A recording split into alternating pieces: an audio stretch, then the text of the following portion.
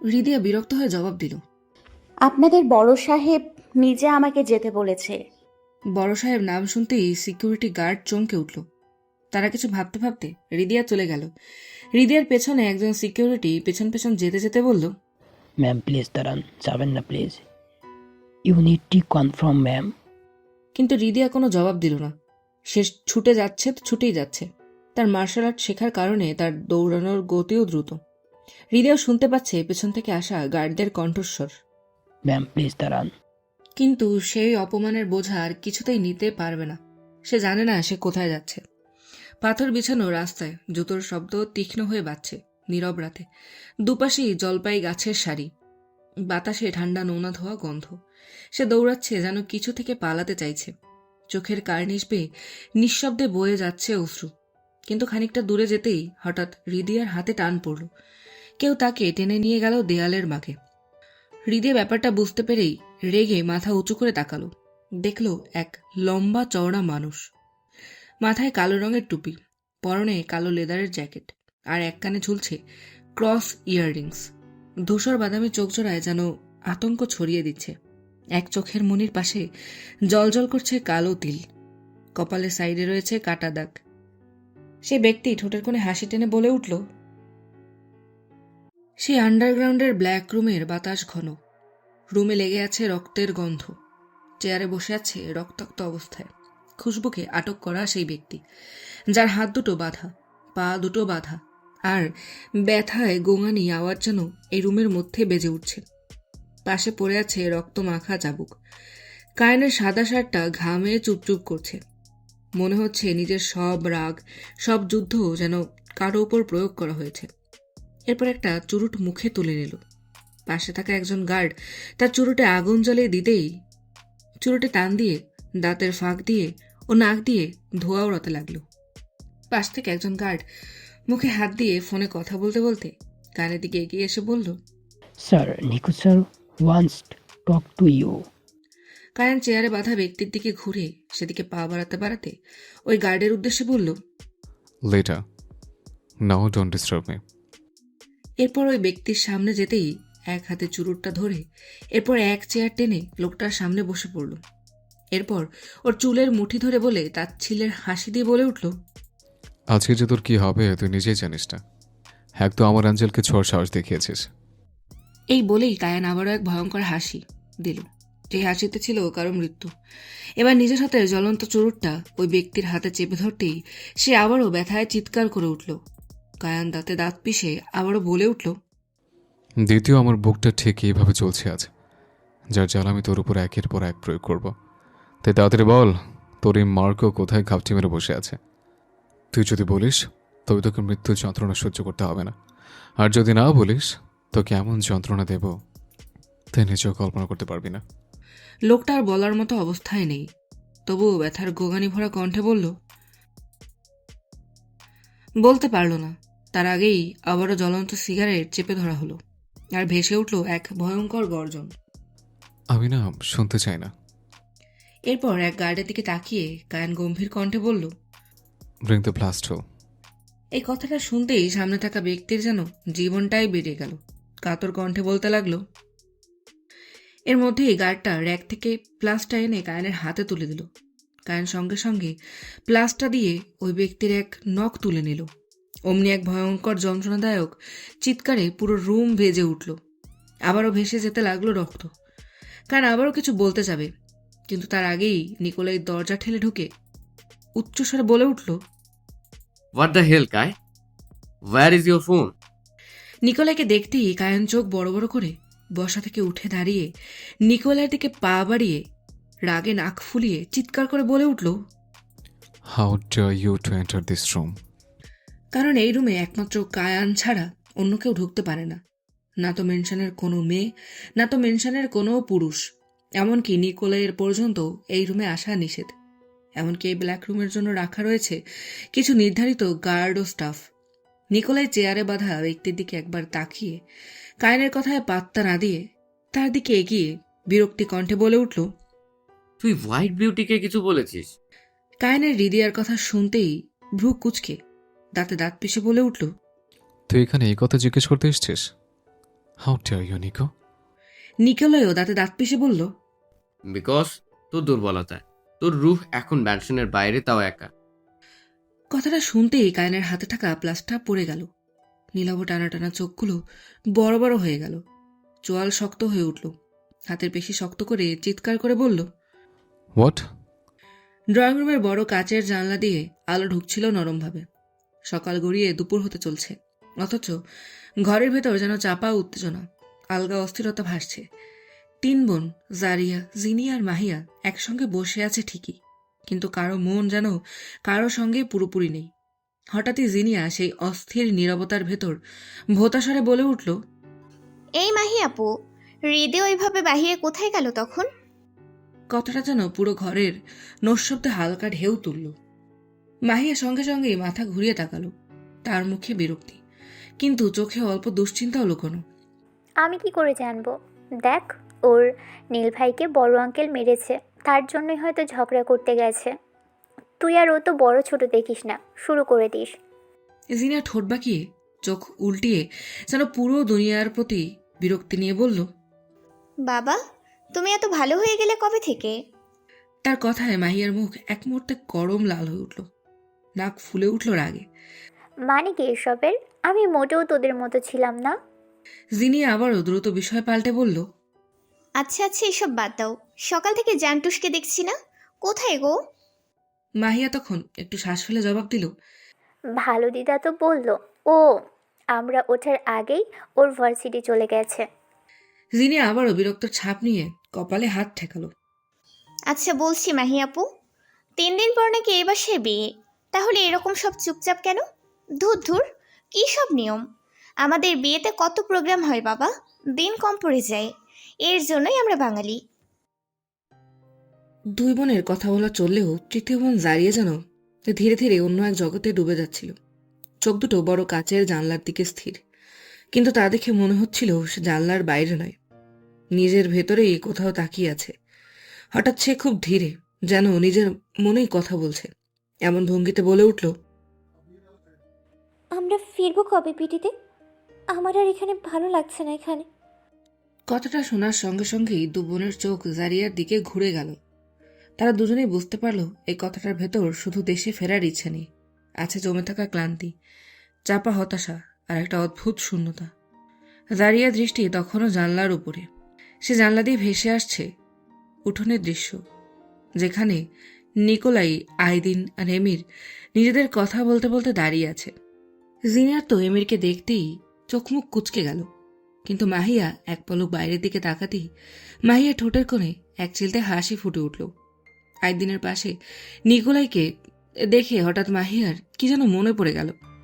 মাহিয়া জারিয়ার দিকে তাকালো, তারপর এক দীর্ঘ নিঃশ্বাস ছেড়ে এক হালকা মৃদু হাসি দিয়ে জারিয়ার উদ্দেশ্যে বলে উঠল, জারিয়া আপু, তোমার দৃষ্টি সিয়াম ভাইয়ের দিকে কখনো এত গভীর ছিল না। মনের বাঁধনের উপর আর কোনো বাঁধন নেই যা তোমাকে আটকে রাখছে, চাইলে পা বাড়াতে পারো। 2 বোনের কথা বলা চললেও তৃতীয় বোন জারিয়া যেন ধীরে ধীরে অন্য জগতে ডুবে যাচ্ছিল। চোখ দুটো বড়, কাচের জানলার দিকে স্থির, কিন্তু তা দেখে মনে হচ্ছিল সে জানলার বাইরে নয়, নিজের ভেতরেই কোথাও তাকিয়ে আছে।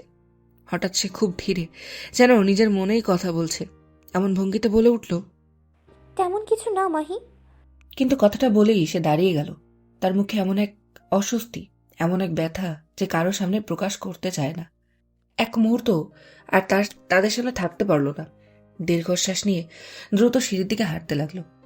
জিনিয়া হতভম্ব হয়ে বলে উঠল, কেস কি? মাহিয়া সোফার উপর পা গুটিয়ে কুশল বুকে জড়িয়ে খুব ঠান্ডা ভঙ্গিতে বলল, কেস জন্ডিস। কথা ছোট হলেও দুজনের মুখ দেখে স্পষ্ট কেউই হালকা ভাবে নিচ্ছে না। এমির, আইডিন, নিকোলাই দাঁড়িয়ে আছে মেনশনের জিম রুমের বাইরে। এর মধ্যেই এমির বলে উঠল, একটু থাকলে ওখানে কি হতো? বাবারে, বিগ ব্রো যেভাবে সাদাপরীকে কোলে উঠিয়েছিল, মনে হলো যেন এখনই রোমান্স শুরু করে দেবে। এই বলেই এমির ভাবতে ভাবতে আবার বলল, হোয়াট? সাদাপরী আর বিগ ব্রো? আমার ব্রো সাদাপরীর উপর এই পরিমাণ কবে কবে কবে হলো? Oh god, he is really a hidden man. Nikolai বাঁকা হাসি দিয়ে বলল, is not hidden man, you are idiot. চোখের সামনে সব হচ্ছে আর তুই গাধার মতো দেখতে পাচ্ছিস না? মিস্টার স্মিথ হোয়াইট বিউটির দিকে বাজে নজর দিয়েছিল। তো মিস্টার স্মিথের হাল কি হয়েছে ভালো করে জানিস। ইভেন তোর চোখের কি অবস্থা করেছিল ভালো করেই জানিস। কথাগুলো শুনে এমির আবারও হা হয়ে গেল, যেন বিশ্বাসই করতে পারছে না। হা অবস্থাতেই বলল, ব্রোকে তো নাম্বার 1 জেলাসির মডেল দেওয়া উচিত। একদিন হাসতে হাসতে পকেটে হাত ঢুকিয়ে বলল, শুধু নাম্বার 1 জেলাসির মেডেল নয়, তোমার বুকে রোম্যান্স কিং এর জন্য দেওয়া উচিত। তোমার ব্রো আমার সাদা সুন্দরী ঠোঁটের উপর টানা 30 মিনিট ঝড় তুলেছে। এই কথা শুনতেই এমিরের কাশি উঠে গেল। এমির কাশতে কাশতেই চোখ মুখ কুচকে বলল, what, 30 minute? Impossible, I can't believe. আর আর তোমরা কি করে জানলে? নিকোলাই মাথা নিচু করে ঠোঁটের কোণে হাসি টেনে বলল, আমরা আরো অনেক কিছুই জানি। তোর ব্রো আজকাল আরো কত কিছু করছে হোসের ভাই, তাই তোকে বলতেও পারবো না।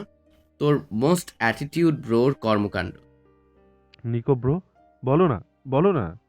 নিকোলাই কিছু বলতে যাবে, কিন্তু তার আগেই নিকোলাইয়ের কানে লাগানো এনক্রিপ্টেড ইয়ারপিসটা লাল লাইট জ্বলে বিপ বিপ করে উঠল। নিকোলাই সেটা কানেক্ট করতেই ওপাশের বার্তা শুনে চোখ বড় বড় হয়ে গেল, কপালের রেখা গাঢ় হলো, আর মুখ থেকে বেরিয়ে এলো এক গর্জন। What? Don't just follow her right now.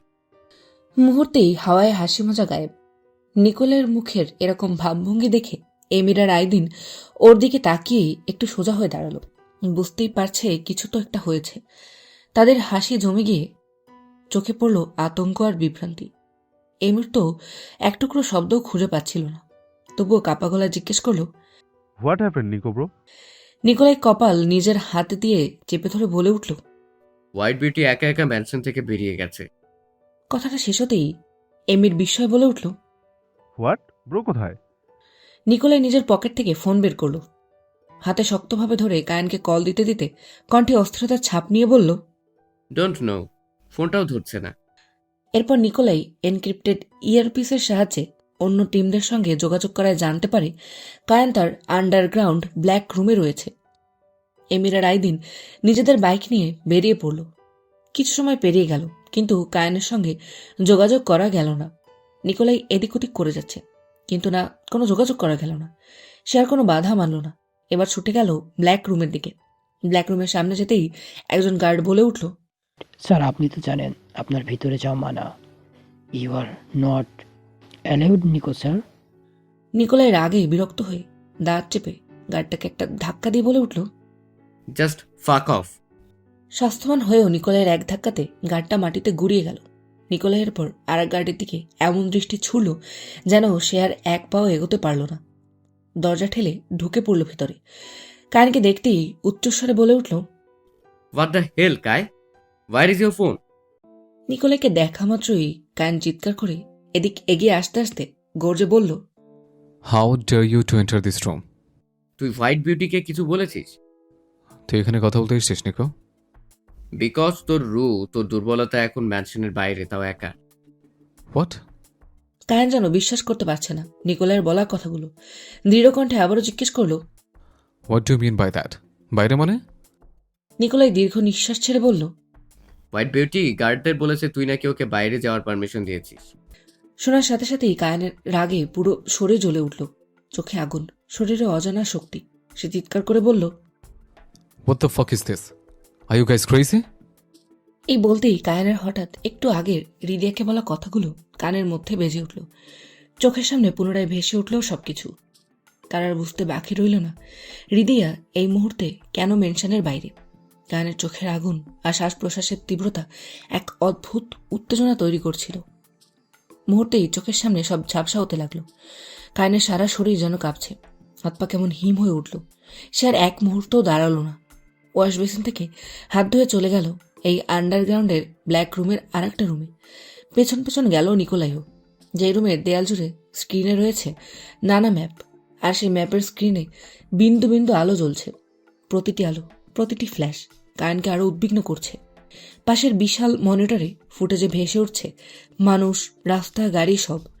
পুরো ম্যাপ জোড়া স্ক্রিনের সামনে গিয়ে কায়ান বলে উঠল, Hey, I need the surveillance footage from the entire 1 kilometer radius of the mansion right now.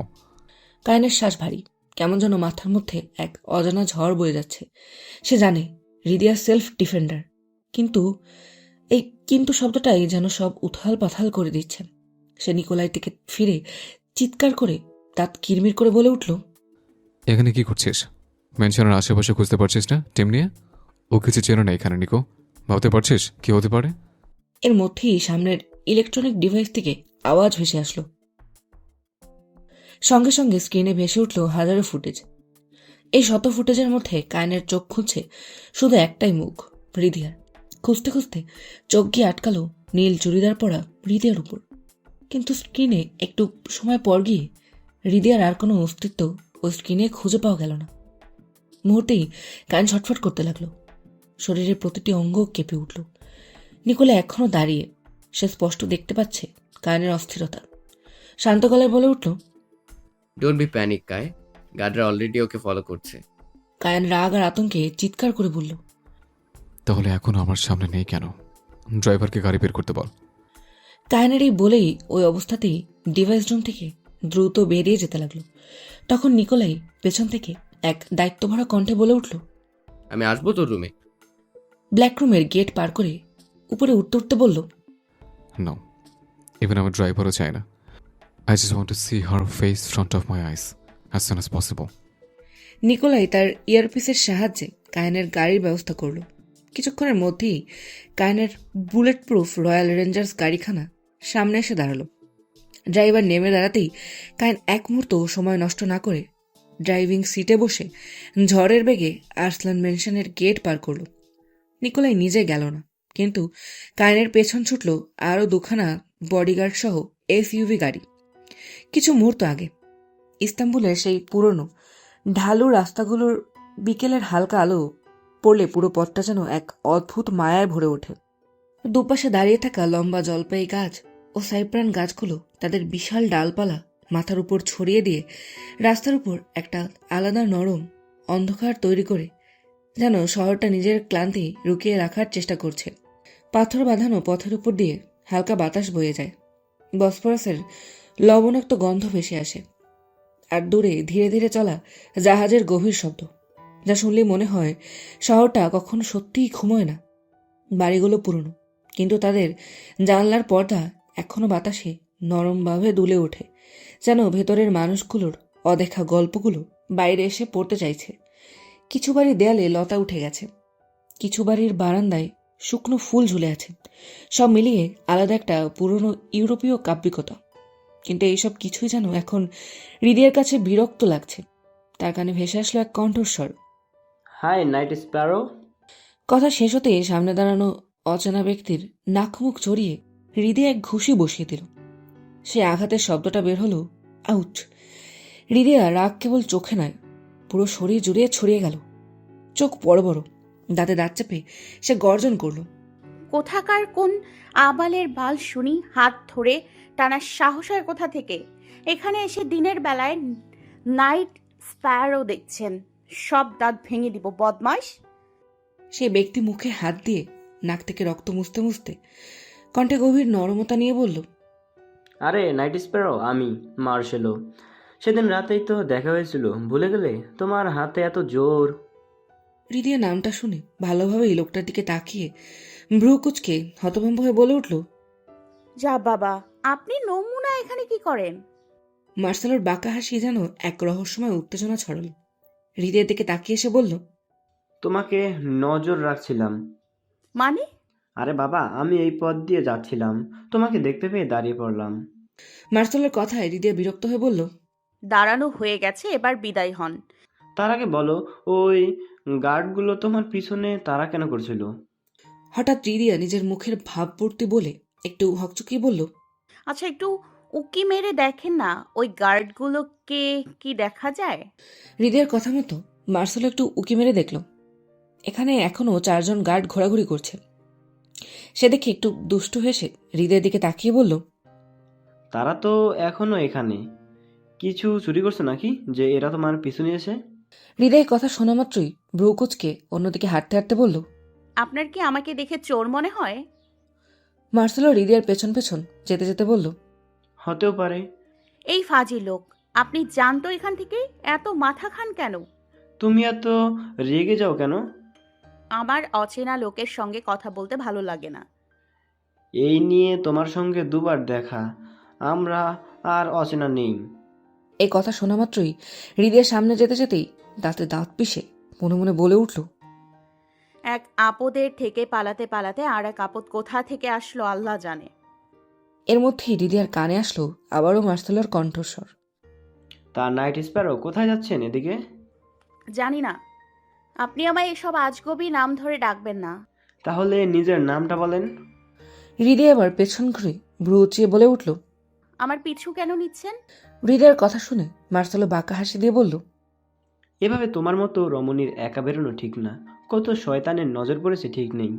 হৃদয় আবারও হাঁটতে হাঁটতে বলে উঠল, আমার তো আপনাকে বড় শয়তান মনে হচ্ছে, তবে আমি শয়তানদের ভয় পাই না। কথাটা শোনা মাত্রই মার্সেলো এমন এক হাসি দিল যে হাসির শব্দে হৃদয় বিরক্ত হলো। হৃদয় হাঁটতে হাঁটতেই পেছন ফিরে দাঁতে দাঁত পিষে পাহাড়ি ঢালু রাস্তার মোড় পার হতে যাবে। ঠিক তখনই একটা গাড়ির তীব্র শব্দ হৃদয়ার কানে এসে লাগলো। হৃদয় মুহূর্তেই সেদিকে তাকিয়ে দেখল বিন্দুমাত্র দূরেই সেই গাড়ি, যা হৃদয়ার শরীরের উপর থেকে পার হয়ে যাবে।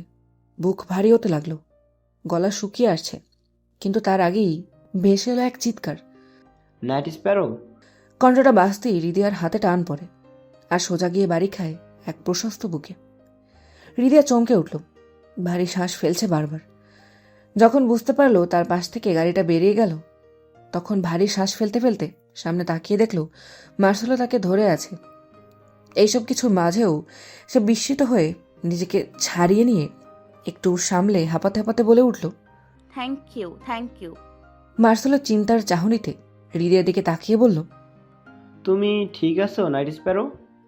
হৃদয়া কৃতজ্ঞতার খাতিরেই একটু নরম সুরে বলে উঠল, জি জি, আপনাকে অনেক অনেক ধন্যবাদ। Please don't say. তোমার অ্যাপয়েন্টমেন্ট কোথায় বলো, আমি তোমাকে ড্রপ করে দিচ্ছি। মার্সেলোর কথাটায় হৃদয় একটু ইতস্তত বোধ করল, কিন্তু তখনই আবার মনে পড়ে গেল কায়েনের বলা কথাগুলো। তখন হৃদয়া এক দীর্ঘ নিঃশ্বাস ছেড়ে বলে উঠল, না, আচ্ছা, এখানে কোনো নিরিবিলি জায়গা আছে? আমি একটু একা থাকতে চাই। হ্যাঁ আছে, একটু সামনে গেলেই লেক সাইডে আছে। আমার সঙ্গে আসো, আমি তোমায় ছেড়ে দিচ্ছি। হৃদয়া মার্সেলোর দিকে তাকিয়ে বলে উঠল, আপনাকে কি বিশ্বাস করা যায়? একবার করে দেখো। বিশ্বাস ভাঙলে আমার হাতে খুন হবেন। হৃদয় এই বলতেই মার্সেলো একটু বাঁকা হেসে জবাব দিল, সে পরে দেখা যাবে, তুমি এখানে দাঁড়াও, আমি গাড়ি নিয়ে আসি। ওদিকে তো আবার গার্ড রয়েছে, তুমি যেতে পারবে না। হৃদয় মাথা নাড়িয়ে হ্যাঁ সূচক জবাব দিল। এদিকে মার্সেলো চলে গেল তার গাড়ির কাছে। এই মুহূর্তে হৃদয়ের মনে হলো এই অচেনা মানুষটি হয়তো এতটা খারাপ না, আর তার অস্থিরতা ও সতর্কতা তাকে আরও মানসিক ও নিরাপদ করল। এমিরা রায়দিনের বাইকে সে 4 জন গার্ডের সামনে এসে দাঁড়ালো।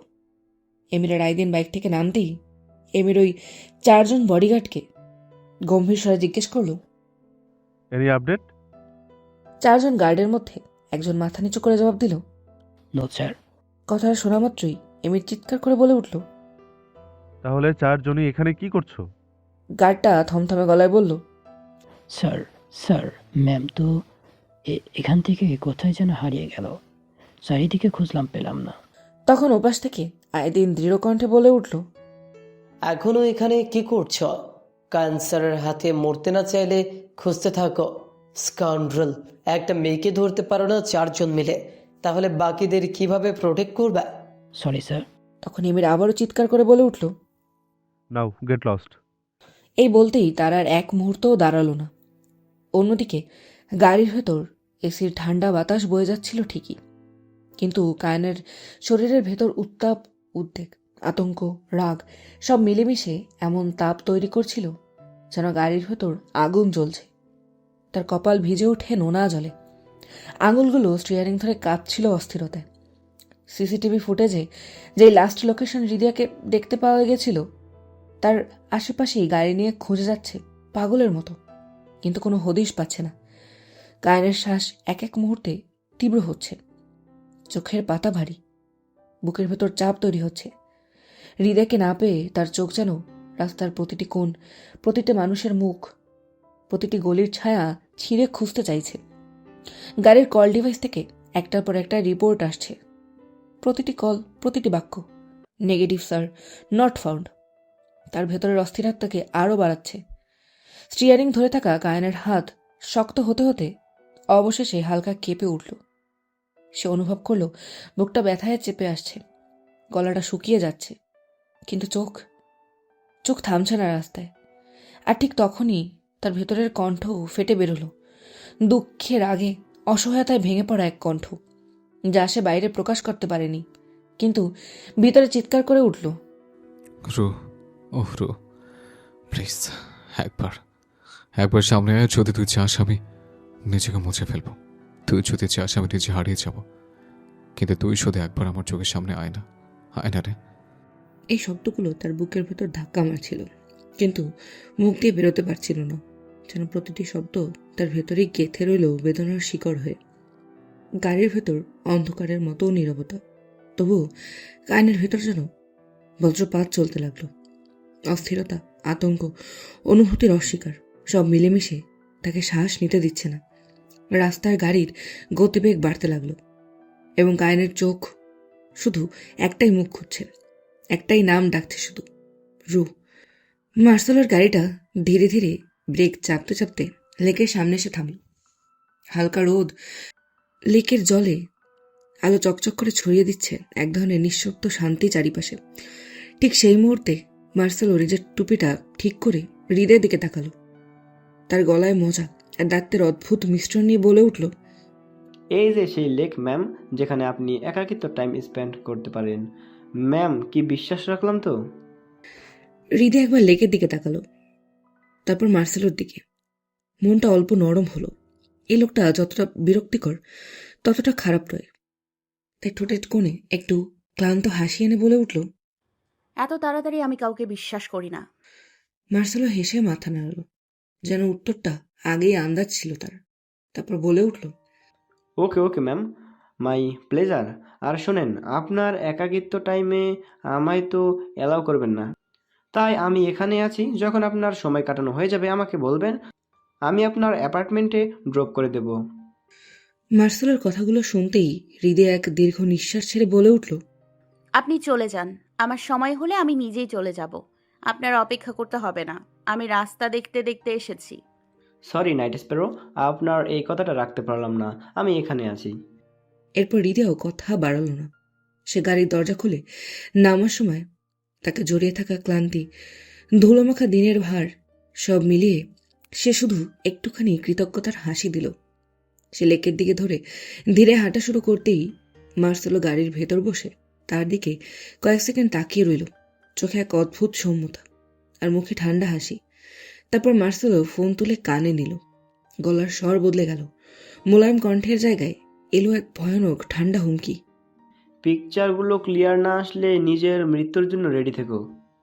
লাইনটা শেষ করতেই গাড়ির ভেতর এক অস্বস্তিকর গভীর হাসি ভেসে উঠল, যে হাসি কোনো সাধারণ মানুষের হতে পারে না, যে হাসি শুনলেই বোঝা যায় এই মানুষটা যতটা সহজ মনে হয় তার মধ্যে ঠিক ততটাই অন্ধকার লুকানো আছে।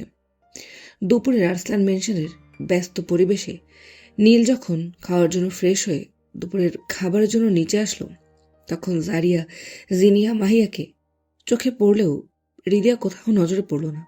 সে একটু ভ্রু কুচকে মাহিয়াকে বলে উঠল, রিধি, কোথায় রে মাহি?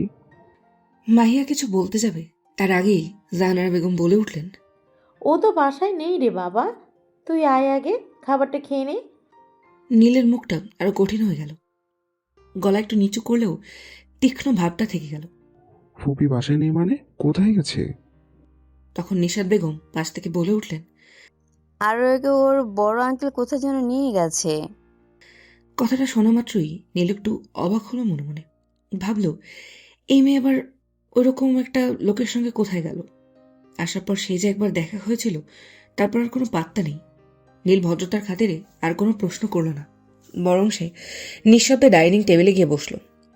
কিন্তু নিশাত বেগমের কথা শুনে জিনিয়া কৌতূহল নিয়ে জারিয়ার মাহিয়ার উদ্দেশ্যে বলে উঠল, আচ্ছা, এই বড় আঙ্কেল রিধিকে কোথায় নিয়ে গেল?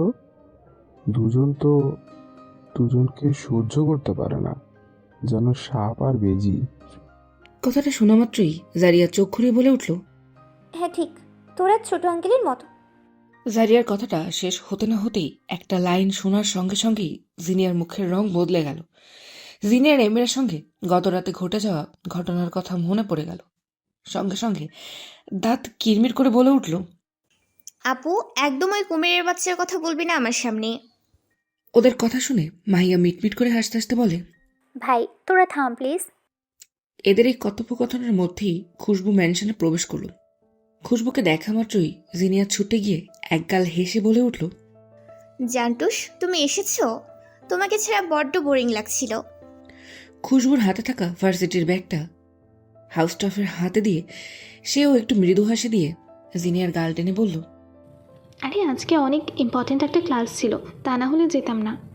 খুশবু এই বলে ডাইনিং টেবিলের দিকে পা বাড়িয়ে দিল। স্টাফদের এত ব্যস্ততার মধ্যে খুশবুর চোখে পড়ল না চেয়ারে বসে খাবার খেতে থাকা নতুন অতিথিকে। খুশবুকে দেখে জাহানারা বেগম বলে, তুই এসে গেছিস, যা তাহলে ফ্রেশ হয়ে আয়, তোকেও খেতে দিয়ে একসাথে। সে ডাইনিং টেবিলের পাশে দাঁড়ানো জাহানারা বেগমের দিকে তাকিয়ে বলে উঠল, আপু, তুমি এখানে দাঁড়ানো কেন? স্টাফরা কোথায়? এই বলেই ডাইনিং টেবিলে রাখা ফ্রুটের বাস্কেট থেকে একটা আপেল উঠিয়ে কামড় দিয়ে বসল।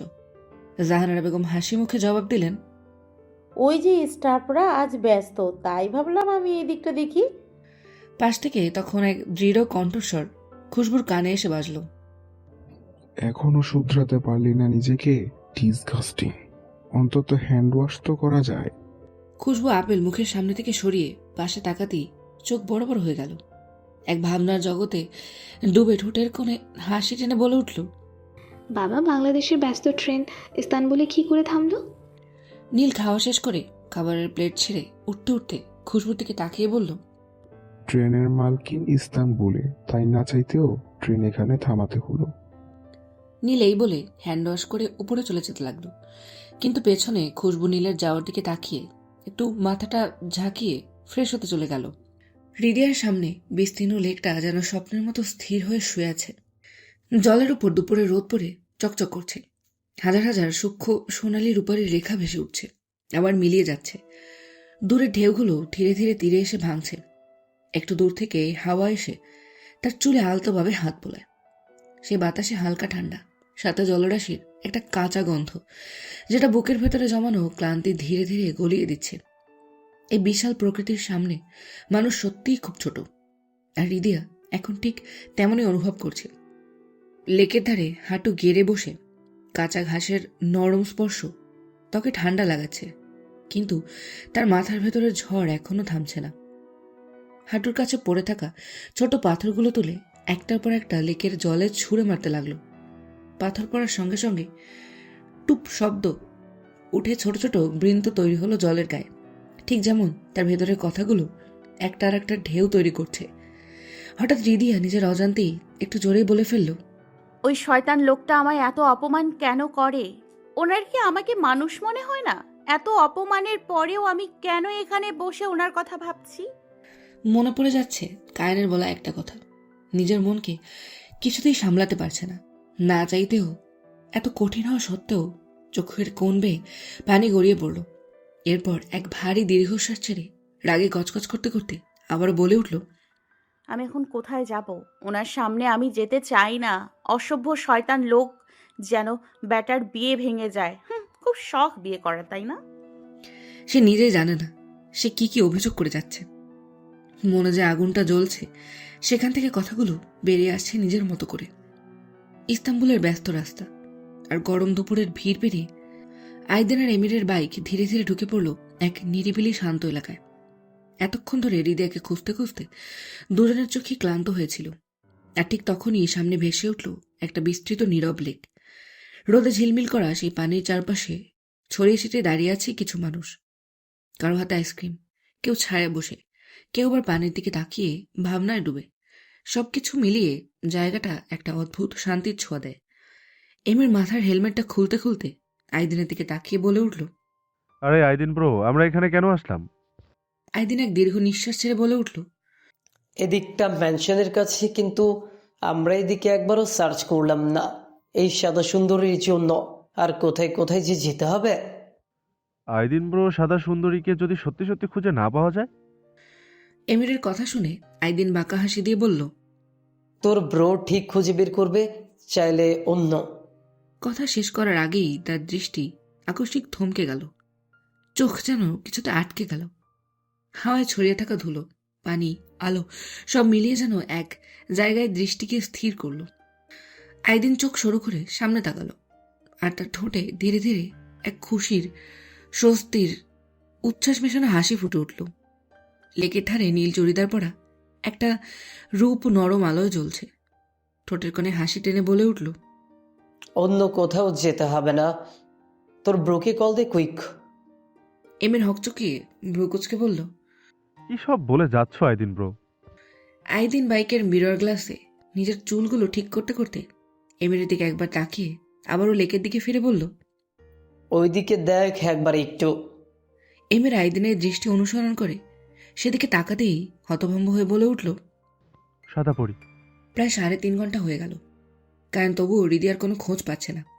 অস্থিরতা যেন তাকে আঁকড়ে ধরেছে।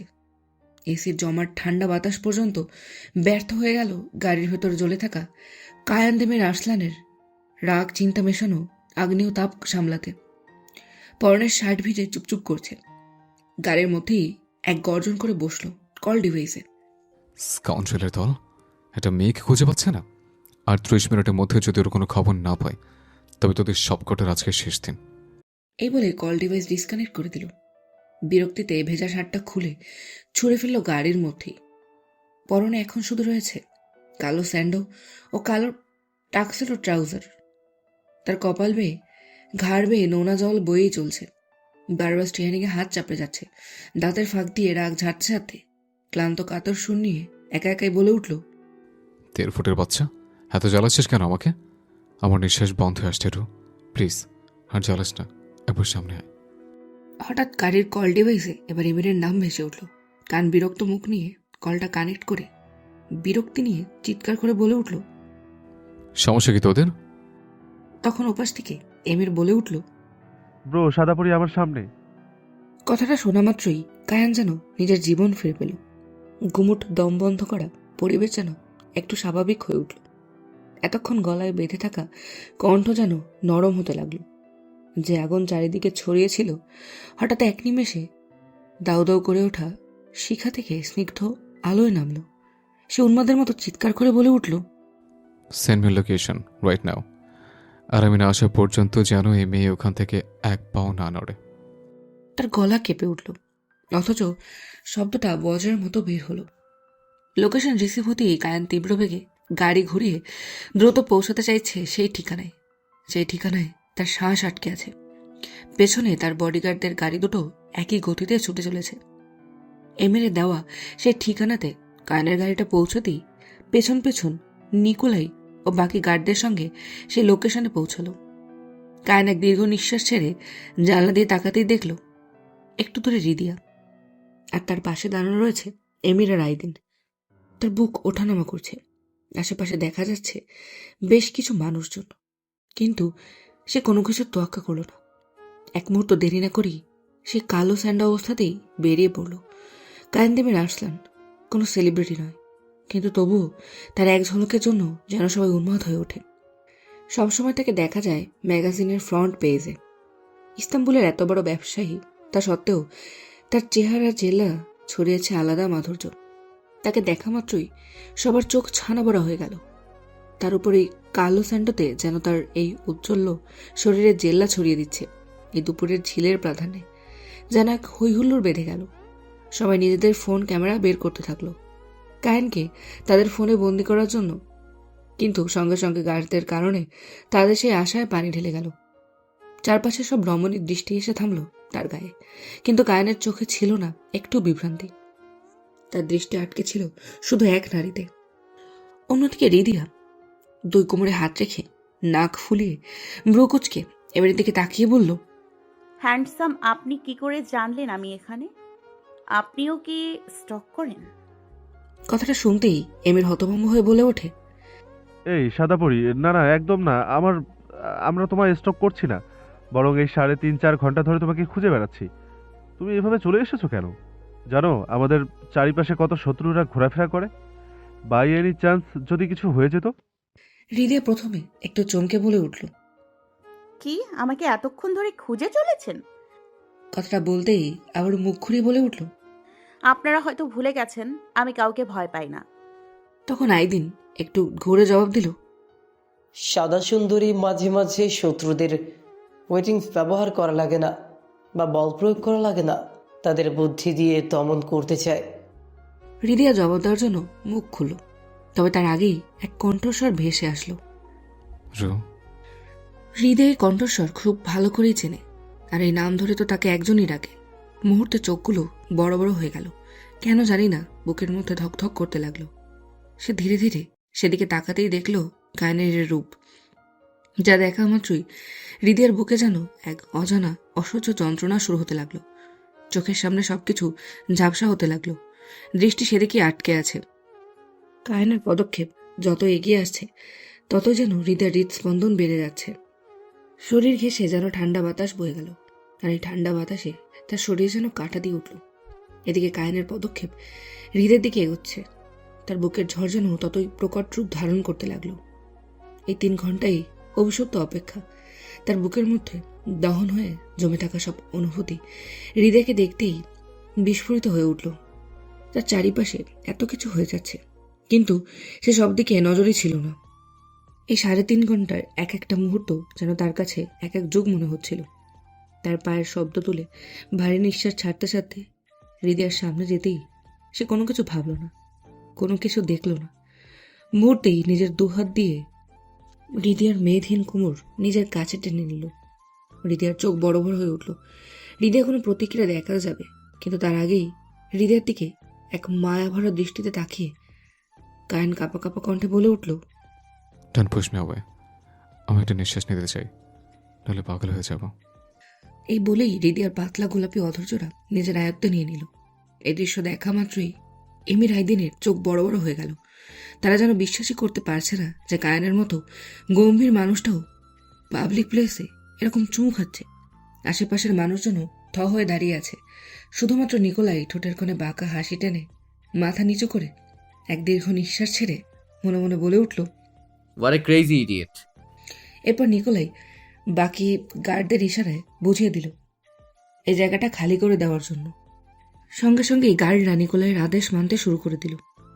একটা শোরগোল পড়ে গেল। দুজন মানুষ যেন এখন অন্য দুনিয়াতে আছে। গায়ন হৃদয়াকে নিজের এত কাছে টেনে এনেছে যে তাদের মধ্যে ন্যানো ইঞ্চিও ফাঁকা দূরত্ব নেই। গায়ন হৃদয়ার ঠোঁটের স্বাদ নিয়ে যাচ্ছে। গায়নের গাল, গলা, নিঃশ্বাস সব আগুনের মতো। তার ঠোঁট যেন 3 ঘন্টার যন্ত্রণার প্রতিটা অংশ হৃদয়ার ঠোঁট থেকে নিয়ে নিচ্ছে। হৃদয় ছটফট করছে, কাঁপছে, ধাক্কা দিচ্ছে, কিন্তু গায়নের হুঁশ নেই।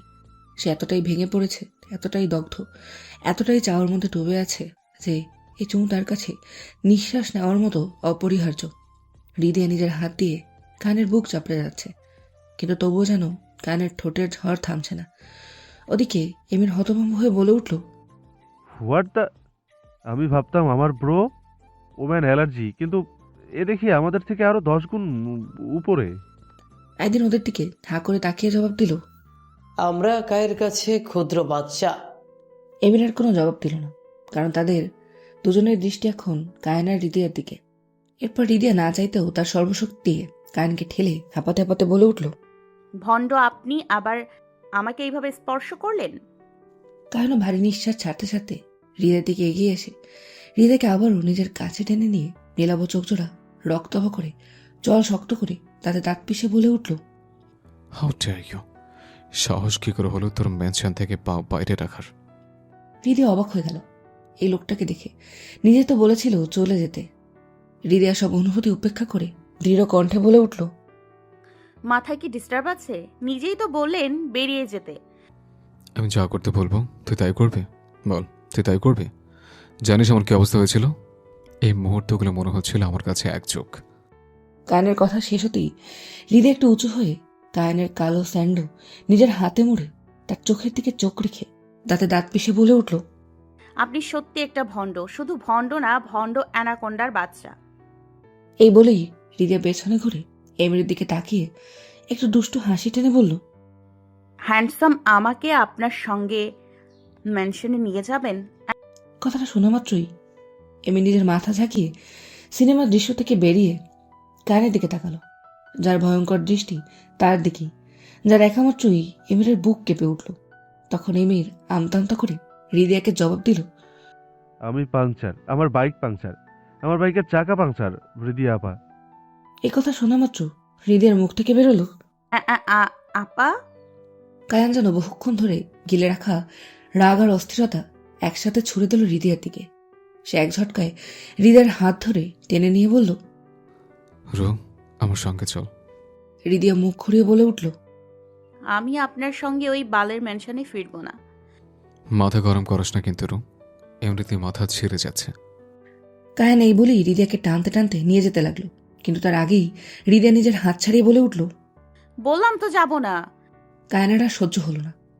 হৃদয়ের এই জেদ দেখে হৃদয়কে নিজের কোলে নিয়ে দাঁতে দাঁত পিষে বলে উঠল, ওকে, রোজ 120 কিলোমিটার ওয়েট ওঠে, 48 কেজি ওঠানো কোনো ব্যাপার না। হৃদয় হাত পা ছুটতে লাগলো। রাগে কায়ানের গলায় কামড় দিয়ে বলে উঠল, নামান বলছি আমাকে, আর আপনি আমার ওয়েট জানলেন কি করে? কিন্তু হৃদয়ের এই কামড়ে কায়ানের শরীর ঝাঁকিয়ে তুলল। মাথার মধ্যে পৃথিবী ঘুরতে লাগলো।